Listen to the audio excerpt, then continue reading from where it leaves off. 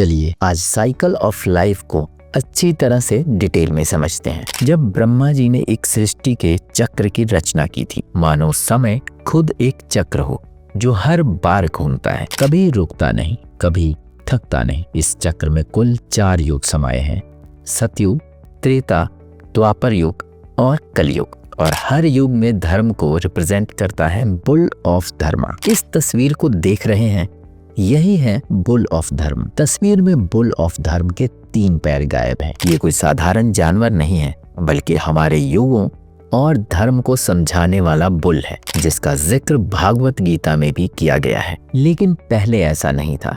इसके चारों पैर सलामत थे और हर एक पैर अच्छाई को रिप्रेजेंट करता था। भगवत गीता के अनुसार बुल ऑफ धर्म का आखिरी पैर भी कलयुग के साथ गायब हो जाएगा और धर्म पूरी तरह जमीन पर गिर जाएगा। तब इंसान अपने ही ओवर कॉन्फिडेंस में अपना सर्वनाश करने पर उतर आएगा। इसे हम युग से भी समझ सकते हैं। पहला है सतयुग।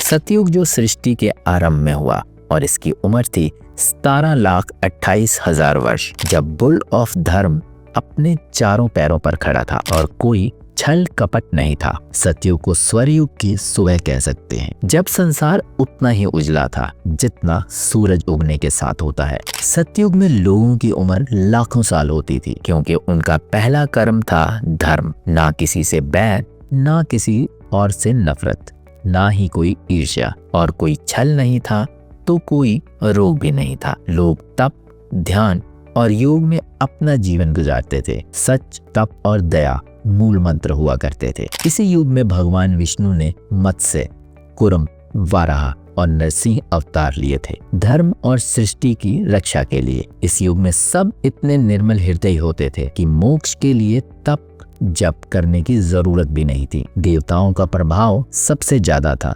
इंसान और कुदरत का रिश्ता बहुत मजबूत था और ऋषि मुनि सिद्धियां प्राप्त कर लेते थे। लेकिन हर चीज का एक समय होता है। सतयुग का भी था, जो गुजर गया, और फिर आया त्रेता युग। 12,96,000 त्रेता युग की उम्र थी और बुल ऑफ धर्म 4 से 3 पैरों पर आ गया, क्योंकि धर्म का ग्राफ एक लेवल नीचे गिर गया। पृथ्वी का छोटा सा हिस्सा अंधकार में उतर आया था। पाप का बीज उगने लगा और इंसान का जीवन कठोरता से जुड़ने लगा। इंसानों की उम्र 1,00,000 वर्ष से घटकर 10 से 20,000 पर पहुंच गई। लेकिन मानव की पवित्रता थोड़ी कम हो गई और मेरा तेरा वाली बातें आ गई। इसका सबसे अच्छा उदाहरण है कैकेयी, जो अपनी दासी के बहकाने पर यह चाहने लगी कि भरत को अयोध्या का राजा बना दिया जाए, ना कि राम को, जबकि राम बड़े थे और योगी भी। इसी इच्छा की वजह से राम, सीता और लक्ष्मण को अपने ही पिता के कहने पर 14 साल का वनवास भोगना पड़ा। इस युग में युद्ध, जलन और मनमुटाव घर करके जिसे मिटाने और धर्म की स्थापना करने के लिए विष्णु जी ने राम के अलावा परशुराम और वामन अवतार भी लिया। लेकिन एक बार फिर समय का चक्र घूमा और त्रेता का भी अंतिम समय आ गया। इसके खत्म होते के साथ ही बुल ऑफ धर्म का एक पैर टूट गया, क्योंकि अब त्रेता से भी बुरा द्वापर युग आ चुका था। इस युग में धर्म सिर्फ 2 पैरों पर खड़ा था। द्वापर युग आते ही पाप और अधर्म आधे से भी ज्यादा संसार में फैल गया।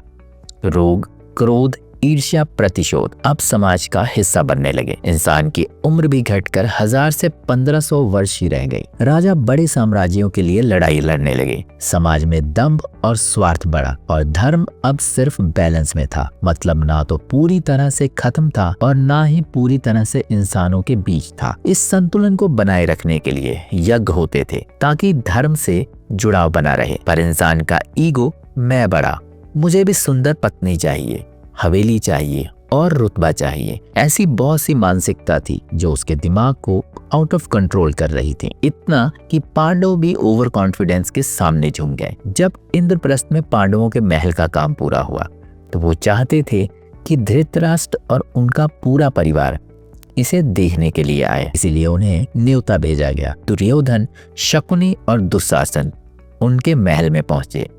ये महल मायासुर ने बनाया था, इसलिए महल की हर चीज मायावी चीजों से भरी हुई थी। संगीत वाद्य अपने आप बज रहे थे।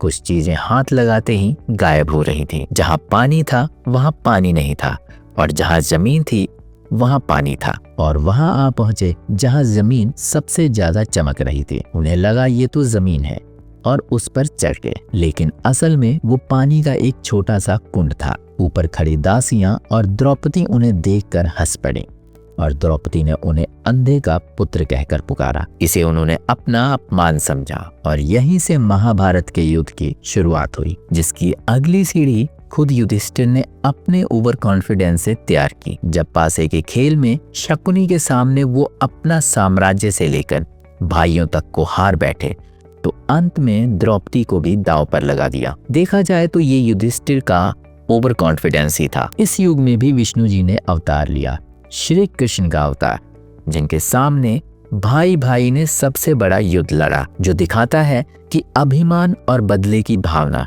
द्वापर युग में सबसे ज्यादा थी। लेकिन इसके बाद आए युग में सब कुछ बहुत भयंकर होने वाला था, मतलब कलयुग।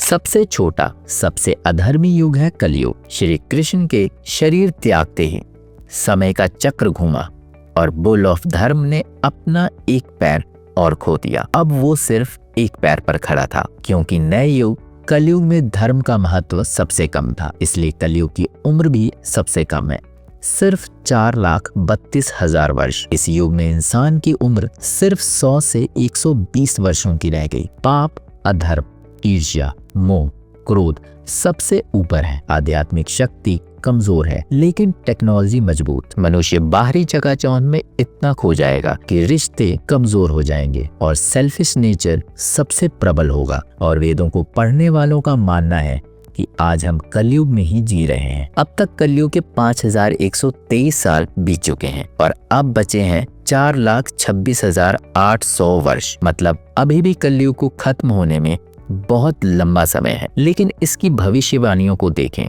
तो इंसान अभी से इतना मतलबी है कि अपने मतलब को पूरा करने के लिए कुछ भी कर सकता है। इसी युग में विष्णु का आखिरी अवतार होने वाला है, कल्कि अवतार, जिन्हें उनका सबसे शक्तिशाली अवतार मान सकते हैं। उनका जन्म संभल नाम के गांव में होना है और वो एक दिव्य घोड़े पर सवार होंगे, जिसे देवदत्त कहेंगे। तब अवतार लेंगे जब कलयुग में बुराई अपने चरम पर होगी, मतलब पीक लेवल पर कब? इसे समझने के लिए हमें मैथ्स को समझने की जरूरत नहीं है, बल्कि जीवन चक्र को समझना होगा। हिंदू ग्रंथों के अनुसार चारों युग मिलाकर एक महायुग बनता है और ऐसे 1000 महायुग मिलाकर एक कल्प बनता है। कल्प का कंसेप्ट आपने कई बार सुना होगा, पर इसे समझना थोड़ा मुश्किल है। दरअसल कल्प को आप ऐसे समझ सकते हैं कि ये ब्रह्मा का एक दिन एक कल्प के बराबर होता है, मतलब 1000 महायुगों के बराबर। और ब्रह्मा की कुल उम्र होती है 100 साल।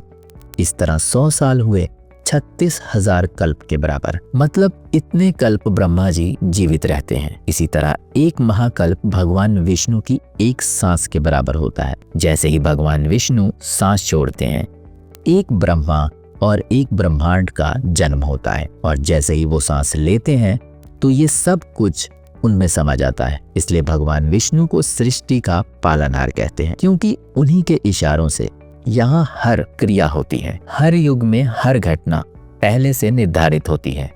ये कब होना है और कैसे होना है, ये सब पहले से तय होता है। इसे ही आप नियति कहते हैं। इसका सबसे बड़ा उदाहरण है भगवान कृष्ण द्वारा पांडवों को कलयुग की सच्चाई का बताया गया वो प्रसंग, जिसके अनुसार जब महाभारत का अंत हुआ और पांडवों के पृथ्वी को छोड़ने की बारी आई, तो वो ये जानने के लिए बेचैन थे कि आने वाला कलयुग कैसा होगा। इस सवाल को लेकर वो भगवान कृष्ण के पास पहुंचे, लेकिन उन्होंने कुछ कहा नहीं, बल्कि चारों भाइयों को जंगलों में अलग अलग दिशा में जाने को कहा। साथ ही ये भी कहा कि वहां जो दिखे वो उन्हें आकर बताएं। पांडव गए और लौटे तो बड़े परेशान दिखे, क्योंकि उन्होंने जो भी देखा वो अविश्वसनीय था। युधिष्ठिर ने पहली बार 2 सूंड वाला हाथी देखा, जिस पर कृष्ण कहते हैं कि कलयुग में ऐसे 2 मुंह वाले लोग होंगे, जिनके पेट में कुछ होगा और मुंह पर कुछ, और वो बोलेंगे कुछ और करेंगे कुछ और। युधिष्ठिर के बाद अर्जुन ने कहा कि उन्होंने एक पक्षी को देखा है,